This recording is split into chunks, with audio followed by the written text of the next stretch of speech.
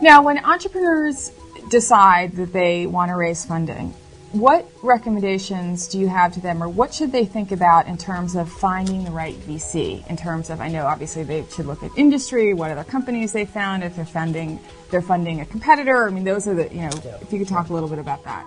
Well, I guess I would start with people. It's all about the people.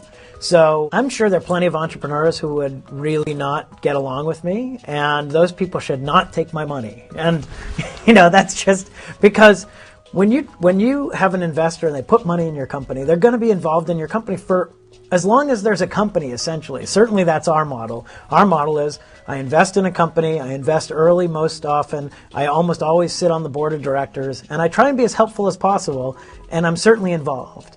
And so if you take money from someone who you don't ultimately respect or like or trust or generally think is the right person, it's a little bit like marrying someone you don't trust and respect and like and think is the right person. Eventually, that probably won't work out that well. So I really think that the biggest question is who is this person?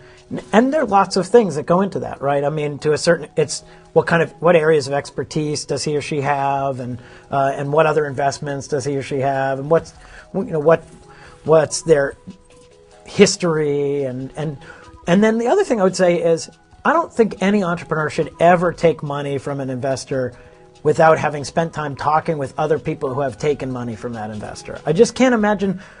When I'm looking at a company and I'm talking with an entrepreneur, I then call their kindergarten teacher. I call the people for whom they've worked and people who've worked for them, and I do all these reference calls.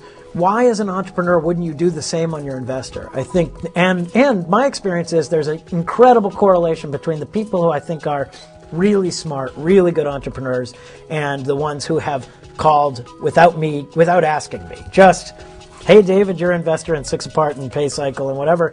And so I chatted with your CEOs, and so it turns out, now I hope that that's a good thing for me, because I think that I have a great relationship with the companies in which I've invested, because my view is that my role is to be as helpful as possible without telling you how to run your company.